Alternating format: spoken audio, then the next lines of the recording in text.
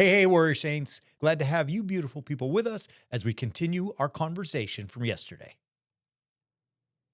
I want to get right into that, but I'm going to quote a writer from the Orthodox Church from our tradition, and I can't quote the person because I just don't remember, so forgive me, and our listeners forgive me. But it's from the monastic tradition somewhere, but it was talking about anger. Because you were talking about anger, fear leads to anger, and anger, ultimately to the suffering and so on. In this monastic's writings, they talked about how overcoming anger, because anger's ultimate outcome is murder. And I thought, well, that's kind of a huge leap. What are you talking about, right? How do you get there? And I don't think I need to question that anymore, right? Because everybody's so darn angry right now, and we have people killing people in anger, right? We just went through it a few weeks ago with Charlie Kirk.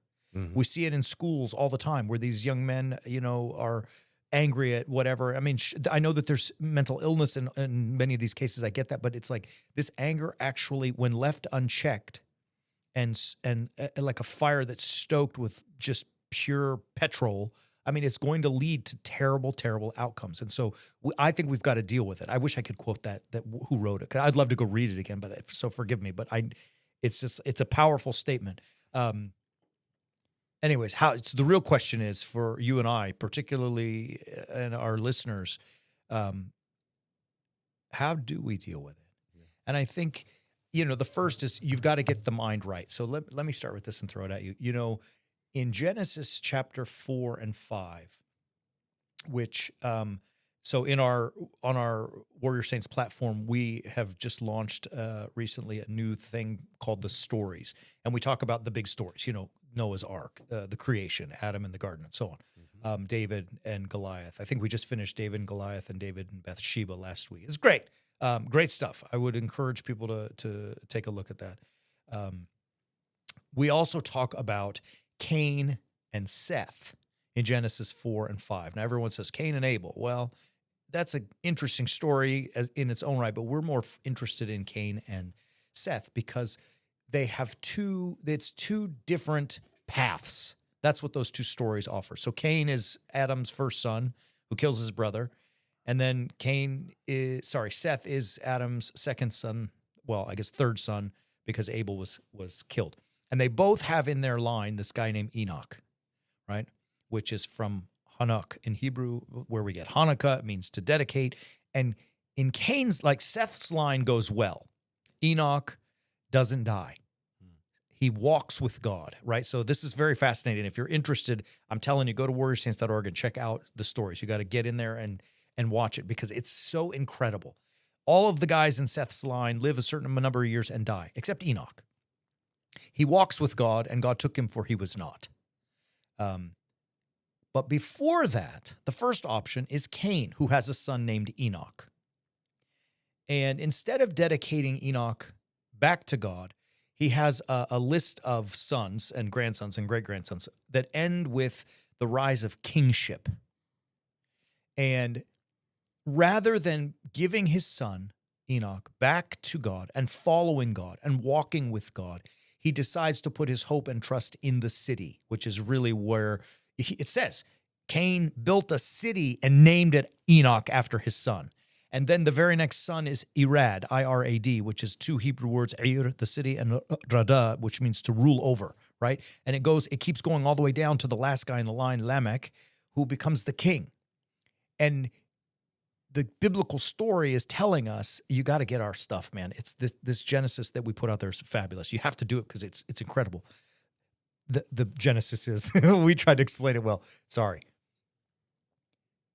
It's the production of city life that leads to kingship, which ultimately condemns and destroys city life. Yeah. That's a long ramble to get to that, but that's the biblical thread.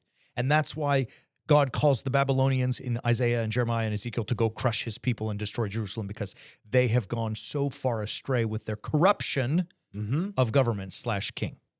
Well, the city life leads to the hustle and the bustle. It leads to the moving and the shaking. It moves to all of the distractions. I mean, think about Times Square as the pinnacle of modern day city life. It is like visually, it looks like daytime when you're there in the middle of the night. There's so much light. There are so many people that you're crushed, and it is hard in all of that noise, all of that distraction to focus on God. Yeah. So city life inherently pulls your focus away from God because of everything going on, which is why that kingship becomes the antithesis of God, who is the ultimate king, Right. who is teaching us something different, who is teaching us a better way of life, who is teaching us a better way to follow, which is what St. Paul talks about all over the place in how we chase after that and how we get with that. And that's what walking with God means, from my understanding. Is that, Yeah. am I To follow God's voice. summarizing what you're saying well? Yes, follow his voice, follow his commandments. I mean, but that requires, which I got us way off topic, but I thought pertinent, because we're trying to get our minds right to win the war within, this war that we're waging with a hope on winning it. It requires that we think differently.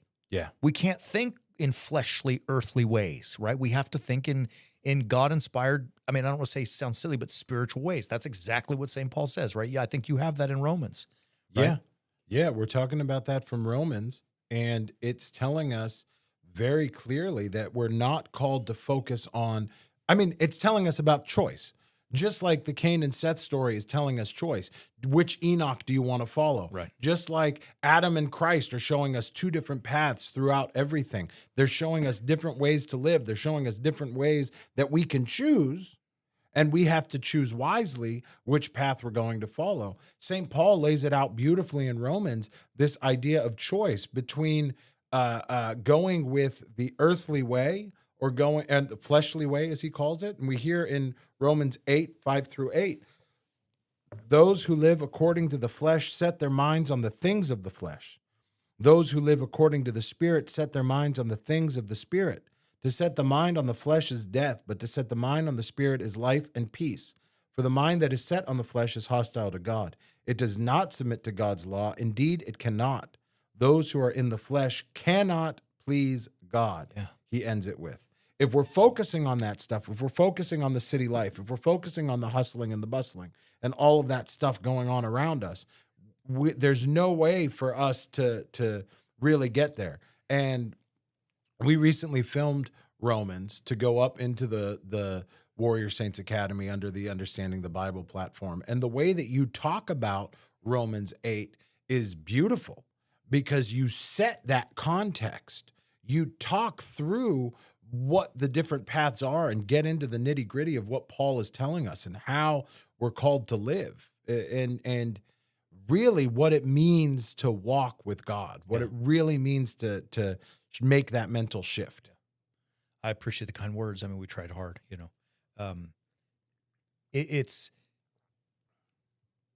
ultimately all of it in order to win this war within that we're all struggling with. I mean, I don't even remember what words you said, Deacon Greg, that made me think it, but like, it requires a radical shift of mind shift, mindset, paradigm shift, whatever you want to call it. And like we've been doing in studying in our parish, we began by, it was an interesting exercise. We began by having our people write their own eulogies, right? Like the joke was, when you die, you're at Father Chris's mercy. I'm going to speak about you at your funeral however I feel, unless you live your life in such a way that you force me, that there's no other way, no other words that I could speak about you because you live this way.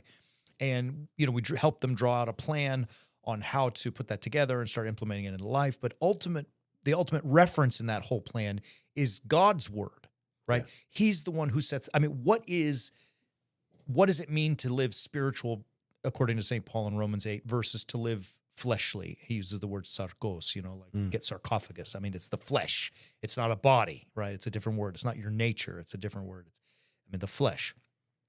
What's the reference? Who decides, right? And that's the challenge that with all of that we're consuming, our minds are really enslaved to like the Times Square noise that you were talking about. And let's be honest, if you free your mind, the rest will follow. You see what I did there? You're so fast. That was so good. But it's true. It is true. If we can get our minds right, using God and his word as the reference, I'm telling you, things, they don't go well, they go great, right? We're always, I'm chasing in myself an exceptional life. I want to be better than I ever thought I could be. But when I do stuff according to the fleshly way, the Times Square way, it's usually a mess. And conversely, even in the moments when I don't want to follow God's commandments because they're uncomfortable or they're difficult or they, get in the way of my ego, but when I do them, I mean, it's not even 9 times out of 10. It's 10 out of 10. God's word works, Yeah. Hey, Warrior Saints, thank you so much for being with us. If you enjoyed this, please like, subscribe, and share. It helps us get the word out there. And if you want more, visit us at warriorsaints.org and subscribe to Understanding the Bible. Thank you so much. We'll see you soon.